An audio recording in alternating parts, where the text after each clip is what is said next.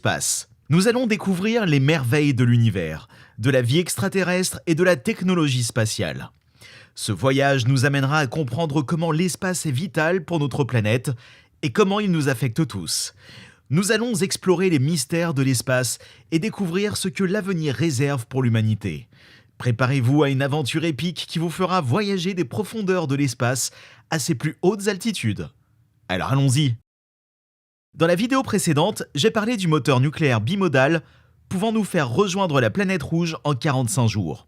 Notre conclusion, un tel type de moteur nous ouvrirait la porte du voyage entre les étoiles. Rentrons dans le sujet de la fusion nucléaire.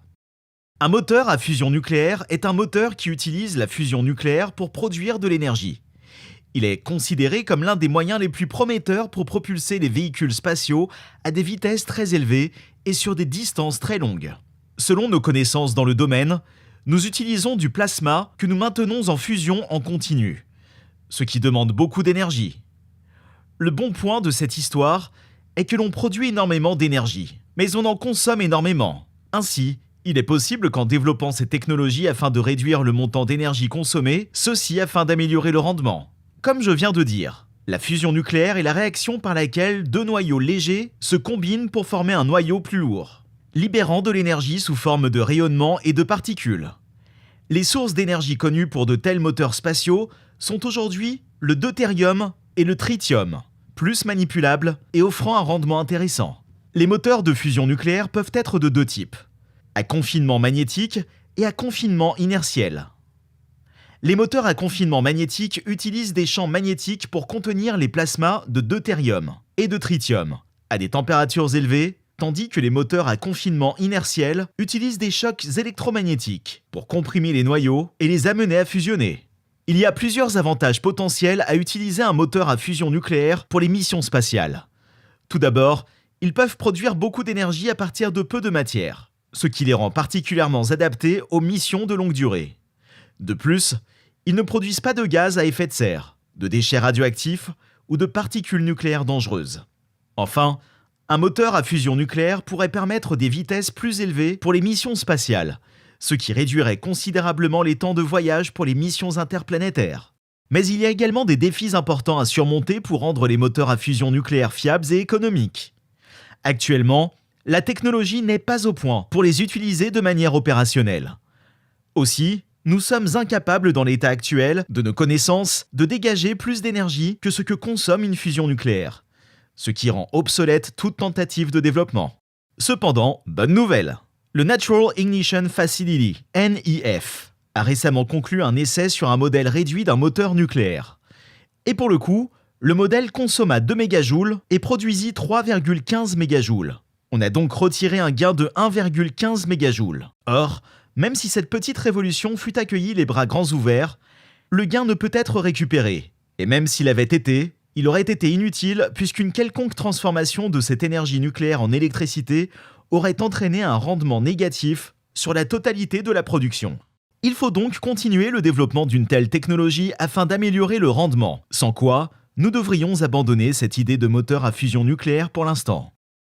Mais au vu des investissements en la matière, on peut se permettre d'être optimiste quant à l'avenir de cette technologie.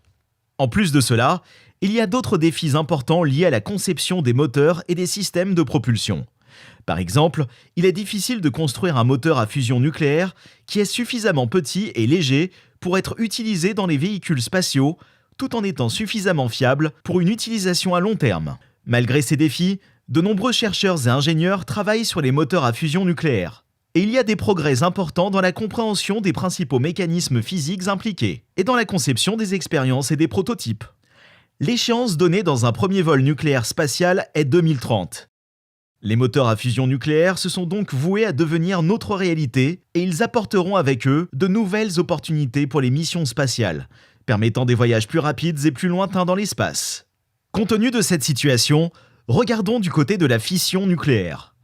Une telle technologie n'a jamais été exploitée, mais la NASA ainsi que la DARPA travaillent dessus. Nous verrons par la suite, mais il faudra être patient avant d'avoir des nouvelles d'un tel moteur opérationnel. En attendant, avant de viser Mars, encore faut-il savoir entrer en orbite, et les agences spatiales du monde entier ont encore quelques soucis à se faire sur ce point. 1. Récemment, Une fusée Soyouz a rencontré une fuite de son liquide de refroidissement avant une sortie de l'ISS. Les astronautes ont donc dû rester à l'intérieur de la station et annuler la mission, qui redémarrera peut-être ultérieurement.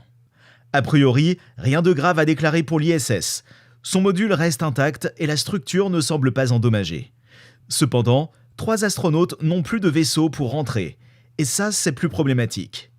Il va falloir ramener un vaisseau jusqu'à l'ISS exprès pour les ramener. Voyons comment cela va être géré.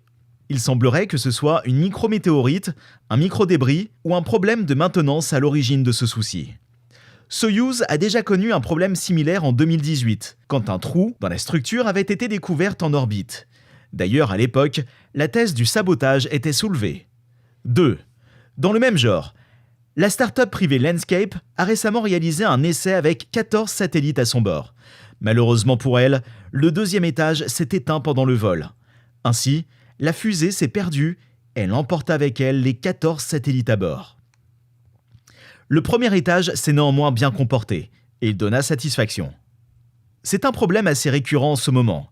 Les agences spatiales ont du mal à garder ce 2e étage, en témoigne le récent échec de Vega C pour les mêmes raisons. La start-up chinoise ne s'arrêtera pas là.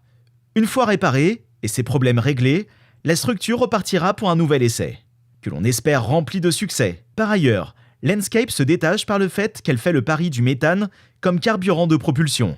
Personne n'a encore réussi à aller en orbite en étant propulsé au méthane, ce qui permet de relativiser le dernier échec de Landscape. C'est un peu une guerre symbolique qui oppose Landscape et SpaceX. Ce sera celui qui réussira le premier à sustenter sa machine qui aura gagné. Nous avons déjà traité plusieurs fois le cas du Starship. Ces récents déboires le font ralentir et la concurrence arrive vite. Néanmoins, Musk a récemment annoncé qu'il n'existe presque plus d'obstacles au lancement du Starship. Voyons ce que cela donnera vers la fin d'année 2023.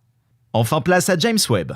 James Webb est un télescope spatial de la NASA, lancé en 2021, conçu pour étudier l'univers dans des longueurs d'onde infrarouges plus longues que celles couvertes par le télescope spatial Hubble. Il est considéré comme le successeur de Hubble et est conçu pour étudier des sujets tels que la formation des étoiles et des planètes, les galaxies lointaines et les trous noirs supermassifs. Il est équipé d'un miroir principal de 6,5 mètres de diamètre, le plus grand jamais construit pour un télescope spatial, et est capable de résoudre des détails jusqu'à 100 fois plus fins que ceux de Hubble. Il est également doté d'un instrument appelé Mid-Infrared Instrument, MIRI, qui est capable de détecter des températures aussi basses que moins 263 degrés Celsius, ce qui lui permet de détecter des objets très froids, tels que les protoplanètes en formation autour d'étoiles lointaines. Le télescope est également conçu pour être stable thermiquement, ce qui permet une image de haute qualité, même dans des conditions de températures extrêmement basses de l'espace. Il est également équipé d'un mécanisme de protection solaire qui peut être déployé pour protéger les instruments sensibles de la lumière directe du Soleil. Il pointa dernièrement une vieille galaxie pendant 12 heures, afin d'en étudier le comportement.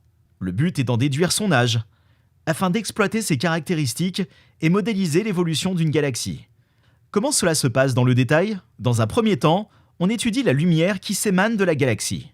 Par contre, plus la lumière tourne au rouge, plus la galaxie est vieille. Ici, James Webb a trouvé un décalage de Z égale 13 vers le rouge, ce qui correspond à un âge estimé à 400 millions d'années. Cela fait beaucoup et c'est justement ce qui intéresse les chercheurs.